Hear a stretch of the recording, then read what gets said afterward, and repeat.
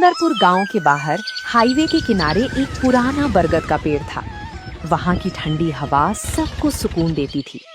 उसी पेड़ के नीचे लल्लन नाम का एक सीधा साधा आदमी रोज अपनी साइकिल खड़ी करता था। लल्लन के पास कोई बड़ा ढाबा नहीं था, बस एक छोटा सा सपना था, गांव के लोगों को अपने हाथ का बना हुआ स्वादिष्ट पारंपरिक मटन खिलाना। वो रोज वहां बैठकर हाईवे से गुजरती गाड़ियों को देखता और सोचता था, एक दिन, बस एक दिन देखना, इसी बरगद की छांव में मेरा अपना एक छोटा सा ढाबा होगा। लोग दूर दूर से यहाँ का मटन खाने आएंगे। तभी वहां से गांव के मुखिया जी अपनी जीप से गुजरे। लल्लन को अकेले बैठी देखकर उन्होंने गाड़ी रोकी। अरे लल्लन, यहाँ धूप में बैठकर क्या हवाई किले बना रहे हो? कोई काम धंधा क्यों नहीं ढूंढते? प्रणाम मुखिया जी, मैं हवाई किले नहीं बना रहा। मैं तो बस यहाँ एक मटन ढाबा खोलने की सोच रहा हूँ। ढाबा? और वो भी मटन का? अरे भाई, इस सुनसान हाईवे पर तुम्हारी ढाबा पर कौन आएगा? यहाँ तो दिन भर में सिर्फ धूल उड़ती है। मुखिया जी, अगर मेरे हाथ के मटन का स्वाद जिसने एक बार चख लिया, वो दोबारा जरूर आएगा। चलो, तुम्हारी हिम्मत की दाद देनी पड़ेगी। अगर सच में ऐसा ढाबा खोलते हो तो पहला ग्राहक मैं ही बनूंगा। लेकिन सोच लो, मेहनत बहुत लगेगी। मेहनत से मैं कभी नहीं डरता मुखिया जी, बस आपका आशीर्वाद चाहिए। मुखिया जी तो चले गए, लेकिन लल्लन के इरादे और पक्के हो गए। उसने ठान लिया था कि वो अब और इंतजार नहीं करेगा। उसने अपनी जमा पूंजी निकाली और ढाबे के लिए लकड़ी के कुछ बेंच और टेबल का इंतजाम करने लगा। अगले ही हफ्ते लल्लन ने बरगद के पेड़ के नीचे मिट्टी के चूल्हे तैयार किए। उसने तय किया था कि वो मटन को सिर्फ मिट्टी की हांडी में धीमी आंच पर पकाएगा और ढाबे का नाम रखा गया गांव का मटन ढाबा। पहले दिन उसने बहुत कम मात्रा में मटन मंगाया। सुबह से ही वो चूल्हा सुलगाने में लग गया। तभी उसका दोस्त हरिया वहाँ आया। वाह लल्लन, तुमने तो सच में ढाबा खड़ी कर दी। लेकिन भाई, ये मिट्टी के बर्तनों में खाना कौन बनाता है आजकल? जमाना बदल गया है। हरिया भाई, जमाना चाहे जितना बदल जाए, पर जो स्वाद मिट्टी की हांडी और सील बट्टे पर पिसे मसालों में है, वो इन आधुनिक मशीनों में कहाँ? आज तुम बस खुशबू सूंघना। चलो देखते हैं। पर ये बताओ, वो मटन में ऐसा क्या खास डाल रहे हो? खुशबू तो अभी से पूरे हाईवे पर फैलने लगी है। इसमें कोई जादुई मसाला नहीं है हरिया, ये तो हमारे गांव के खड़े मसाले हैं। खड़ी लाल मिर्च, लहसुन, प्याज और शुद्ध सरसों का तेल। और सबसे बड़ी बात, इसे मैं बहुत प्यार और सब्र से धीमी आंच पर पकाता हूँ। धीरे धीरे दोपहर हो गई। मटन पूरी तरह पक चुका था और उसकी महक हवा के साथ दूर दूर तक फैल रही थी। तभी हाईवे पर एक बड़ी गाड़ी आकर रुकी। उसमें से एक शहर का व्यापारी उतरा, जो बहुत भूखा लग रहा था। अरे भाई, ये कैसी गजब की खुशबू आ रही है। यहाँ खाने में क्या मिलेगा? आइए बाबूजी, बैठिए। ये गांव का मटन ढाबा है। यहाँ आपको मिट्टी की हांडी में पका गर्मा गर्म मटन और बाजरे की रोटी मिलेगी। अरे वाह, मैं तो शहर के बड़े बड़े होटलों में खाता हूँ, लेकिन ऐसी खुशबू कहीं नहीं मिली। जल्दी से एक थाली लगाओ, मुझसे अब रुका नहीं जा रहा। अभी लाया बाबूजी, बस खाकर बताइएगा कि इस गांव के सीधे साधे इंसान की मेहनत आपको कैसी लगी। लल्लन ने पूरे आदर के साथ व्यापारी को खाना परोसा। पहला ही निवाला मुंह में डालते ही व्यापारी की आंखें खुली की खुली रह गई। फिर उसने एक के बाद एक कई रोटियां खा ली। बाबूजी, खाना कैसा लगा? नमक मिर्च सब ठीक तो था ना? कोई कमी रह गई हो तो माफ करना। कमी? अरे लल्लन भाई, तुमने तो मुझे मेरे बचपन की याद दिला दी। ऐसा स्वाद तो मुझे आज तक किसी 5 स्टार होटल में भी नहीं मिला। मटन की बोटी एकदम मक्खन की तरह पिघल रही थी। ये तो आपका बड़प्पन है बाबूजी। और रही बात मटन की, वो तो बस मिट्टी की हांडी का कमाल है और कुछ नहीं। नहीं लल्लन, ये सिर्फ मिट्टी का कमाल नहीं है, ये तुम्हारे हाथों का हुनर है। ये लो तुम्हारे खाने के पैसे, और ये। व्यापारी ने खाने के पैसों के अलावा 500 रुपए का एक कड़क नोट लल्लन के हाथ पर रख दिया। लल्लन हैरान रह गया। नहीं बाबूजी, मैं इतने पैसे नहीं ले सकता। खाने के जितने पैसे बनते हैं उतने ही दीजिए।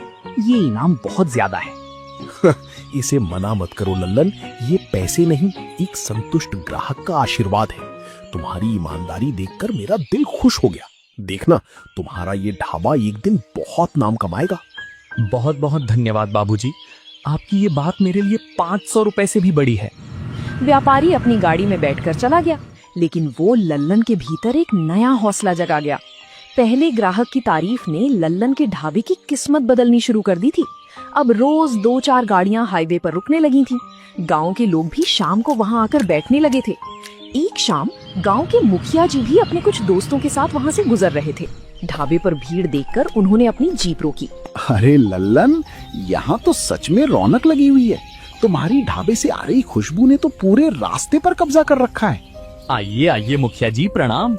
मैंने आपसे कहा था ना कि नीयत साफ हो तो लोग आ ही जाते हैं। आज आपका ही इंतजार था। हाँ भाई, मैंने वादा किया था कि पहला ग्राहक मैं बनूंगा, पर मैं थोड़ा लेट हो गया। चलो आज हमारे लिए भी अपनी उस जादुई हांडी का मटन लगाओ। बस 10 मिनट दीजिए मुखिया जी, आपके लिए गर्मा गर्म मटन और चूल्हे की सिकी हुई बाजरे की रोटियां लाता हूँ। लल्लन ने मिट्टी के बर्तनों से खाना निकाला और मुखिया जी और उनके दोस्तों के सामने परोसा। मुखिया जी ने पहला निवाला तोड़ा, मटन की ग्रेवी में डुबोया और मुंह में रखा। उनके दोस्त भी बड़ी चाव से खाने लगे। वाह मुखिया जी, आपने बिल्कुल सही कहा था। ऐसा मटन तो हमारे पूरे जिले में कहीं नहीं मिलता।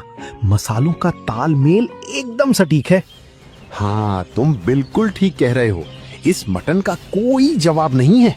आप सबको पसंद आया, मेरी मेहनत सफल हो गई मुखिया जी।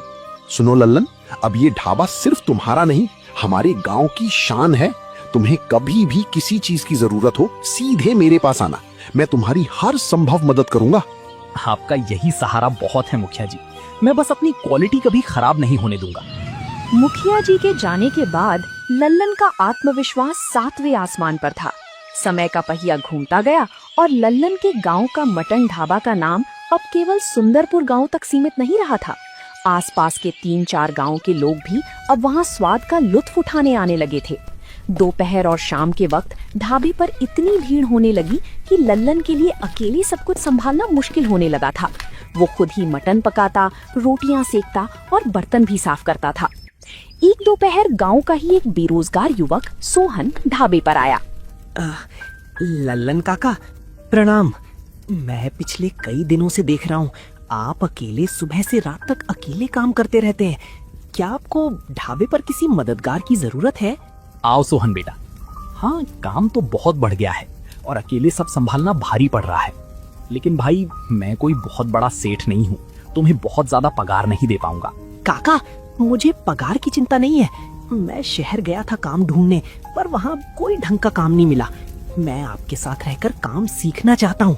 आप जो भी रूखा सूखा देंगे मुझे मंजूर है। देखो सोहन, काम छोटा हो या बड़ा, मेहनत पूरी करनी पड़ती है। साफ सफाई और आदर सत्कार में कोई कमी नहीं होनी चाहिए। अगर तुम ये कर सकते हो तो आज से तुम मेरे साथ हो। आप जैसा कहेंगे वैसा ही होगा काका। मैं आज से ही काम पर लग जाता हूँ। बताइए, सबसे पहले क्या करना है? चलो, सबसे पहले उन बर्तनों को अच्छे से मांज लो और फिर चूल्हे के लिए सूखी लकड़ियां इकट्ठा कर लो। मटन तैयार होने वाला है, ग्राहक आते ही होंगे। सोहन के आने से लल्लन को बहुत बड़ी राहत मिल गई। सोहन बहुत फुर्तीला और आज्ञाकारी था। वो ग्राहकों को पानी देना, टेबल साफ करना और लल्लन को मसाले लाकर देना, सारे काम हंसते हंसते करने लगा। लल्लन अब पूरी तरह से मटन के स्वाद को और बेहतर बनाने में ध्यान लगाने लगा। सब कुछ बहुत अच्छा चल रहा था, लेकिन कहते हैं ना कि वक्त हमेशा एक जैसा नहीं रहता। एक दिन दोपहर के समय जब ढाबा ग्राहकों से खचाखच भरा हुआ था, अचानक आसमान में काले घने बादल छा गए। देखते ही देखते मूसलाधार बारिश शुरू हो गई। लल्लन का ढाबा खुला था। बरगद के पेड़ के नीचे बस लकड़ी के कुछ बेंच थे। बारिश के कारण मिट्टी की चूल्हे बुझने लगी और ग्राहक यहाँ वहाँ से भागने लगे। काका, ये तो बहुत आफत आ गई। इतनी तेज बारिश में तो सब कुछ भीग जाएगा। चूल्हा भी बुझ गया है और मटन की हांडी में पानी जा रहा है। घबराओ मत सोहन, हिम्मत से काम लो। सबसे पहले उस तिरपाल को उठाओ जो हमने कोने में रखी थी। आओ, मेरे साथ इसे बरगद की डालियों से बांधो ताकि चूल्हा और हांडी बच सके। दोनों ने मिलकर भारी बारिश के बीच जैसे जैसे तिरपाल को बांधा और चूल्हे को भीगने से बचा लिया। जो ग्राहक वहाँ मौजूद थे वे लल्लन की इस सूझबूझ और मेहनत को देखकर दंग रह गए। लल्लन खुद पूरा भीग चुका था, लेकिन उसने हांडी के मटन को सुरक्षित बचा लिया था। वाह लल्लन भाई, तुम्हारी इस लगन को सलाम है। खुद भीग गए पर हमारे खाने पर आंच नहीं आने दी। बाबूजी, आप लोग दूर से यहाँ आए हैं। अगर मेरी वजह से आप भूखे पेट लौटेंगे तो मुझे अच्छा नहीं लगेगा। बारिश थोड़ी कम होने दीजिए, मैं गर्मा गर्म रोटियां फिर से सेकता हूँ। काका, कोयला अभी भी अंदर से गर्म है, आज फिर से सुलग गई है। उस दिन बारिश तो बहुत हुई, लेकिन लल्लन की समझदारी और सोहन की वफादारी ने ढाबे को एक बड़े नुकसान से बचा लिया। ग्राहकों के दिलों में लल्लन के लिए इज्जत और ज्यादा बढ़ गई थी। बारिश वाली उस घटना ने लल्लन की आंखें खोल दी थी। उसने समझ लिया था कि सिर्फ तिरपाल के भरोसे इतने बड़े काम को आगे नहीं बढ़ाया जा सकता। मौसम का कोई भरोसा नहीं होता, इसलिए ढाबे को एक पक्की छत की जरूरत थी। लल्लन ने सोहन को अपने पास बुलाया और अपने मन की बात साझा की। सोहन, उस दिन की बारिश ने हमें बचा तो लिया, लेकिन हर बार हमारी किस्मत इतनी अच्छी नहीं होगी। मैं सोच रहा हूँ कि अब इस खुले ढाबे को एक पक्के ढाबे की शक्ल दे दी जाए। ये तो बहुत ही बढ़िया विचार है काका, लेकिन पक्का ढाबा बनाने में तो काफी पैसे लगेंगे। क्या हमारे पास इतने पैसे जमा हो गए हैं? हाँ सोहन, ग्राहकों के प्यार से पिछले कुछ महीनों में अच्छी बचत हुई है। मैं कोई आलीशान होटल नहीं बनाना चाहता, बस बांस और फूस का एक बड़ा सा छप्पर और नीचे पक्की ईंटों का फर्श, ताकि बारिश में भी ग्राहक आराम से बैठकर खा सकें। काका, गांव में जो कालू राजमिस्त्री है वो बहुत अच्छा काम करता है। मैं आज ही उससे बात करता हूँ। वो कम पैसों में हमारे ढाबे को एक नया और सुंदर रूप दे देगा। हाँ, उसे आज शाम को यहीं बुला लो, हम बैठकर पूरा हिसाब किताब तय कर लेंगे। लेकिन याद रहे सोहन, ढाबी की शक्ल भले ही बदल जाए, पर हमारा चूल्हा मिट्टी का ही रहेगा और मटन सिर्फ हांडी में ही पकेगा। अगले ही दिन से काम शुरू हो गया। देखते ही देखते कुछ ही दिनों में बरगद के पेड़ के बगल में एक खूबसूरत ढाबा बनकर तैयार हो गया, जिसमें साफ सुथरी पक्की जमीन और बैठने के लिए बेहतर व्यवस्था थी। नए ढाबे के खुलते ही ग्राहकों की संख्या दोगुनी हो गई। अब सुंदरपुर का गांव का मटन ढाबा केवल आम मुसाफिरों तक सीमित नहीं था, बल्कि शहर के बड़े बड़े लोग भी यहाँ की स्वाद की चर्चा सुनकर खिंचे चले आ रहे थे। एक संडे की दोपहर ढाबे के सामने दो चमचमाती बड़ी गाड़ियां आकर रुकी। उनमें से कुछ लोग उतरे जिनके हाथों में बड़ी बड़ी कैमरे और माइक थे। वे शहर की जानी मानी फूड ब्लॉगर थे। सुनिए भाई साहब, क्या यही लल्लन जी का मशहूर हांडी मटन ढाबा है? हमने सोशल मीडिया पर इसके बारे में बहुत सुना है। जी हाँ बाबूजी, बिल्कुल सही जगह आए हैं आप। बैठिए, वो सामने हमारे लल्लन काका ही मटन बना रहे हैं। नमस्कार लल्लन जी, हम शहर से आए हैं। इंटरनेट पर आपके मटन के स्वाद की धूम मची हुई है। क्या हम आपके मटन बनाने का एक छोटा सा वीडियो बना सकते हैं? अरे बाबूजी, मैं तो एक सीधा साधा गांव का आदमी हूँ। वीडियो वगैरह के बारे में मुझे ज्यादा नहीं पता, पर हाँ, आप खुशी खुशी देख सकते हैं कि मैं खाना कैसे बनाता हूँ। मेरे पास छुपाने के लिए कोई गुप्त मसाला नहीं है। वाह, दर्शकों आप देख सकते हैं कि ये मटन पूरी तरह से कोयले की धीमी आंच पर मिट्टी की पारंपरिक हांडी में पक रहा है। खुशबू इतनी बेमिसाल है कि मैं आपको शब्दों में नहीं बता सकता। बाबूजी, बातें तो होती रहेंगी, पहले आप लोग गरम गरम मटन और चूल्हे की रोटियां खाकर देखिए, तभी तो असली स्वाद का पता चलेगा। ब्लॉगर्स ने जैसे ही पहला निवाला चखा, उनके चेहरों पर हैरानी और संतुष्टि के भाव साफ दिखने लगे। उन्होंने कैमरे के सामने लल्लन के हुनर और उसकी सादगी की जमकर तारीफ की। लल्लन के लिए ये एक नया और अनोखा अनुभव था। उसे अंदाजा भी नहीं था कि उसकी मेहनत अब इंटरनेट के जरिए लाखों लोगों तक पहुंचने वाली है। शहर से आए उन फूड ब्लॉगर्स ने जब लल्लन के ढाबे का वीडियो इंटरनेट पर डाला तो वो देखते ही देखते वायरल हो गया। लाखों लोगों ने उस वीडियो को देखा और लल्लन के बनाने के पारंपरिक तरीके और उसकी सादगी के दीवाने हो गए। अब तो स्थिति ये हो गई थी कि सुबह ढाबा खुलने से पहले ही हाईवे पर गाड़ियों की लंबी कतारें लग जाती थीं। शहर के बड़े बड़े अफसर और कारोबारी भी वहाँ लाइन में खड़े नजर आते थे। काका, आज तो कमाल ही हो गया। बाहर शहर के बड़े पुलिस कप्तान साहब अपनी पूरी टीम के साथ आए हैं और कह रहे हैं कि जब तक लल्लन के हाथ का मटन नहीं खाएंगे यहाँ से नहीं जाएंगे। सोहन, चाहे कोई कप्तान साहब हो या हमारा कोई गरीब मुसाफिर, हमारे लिए सब बराबर है।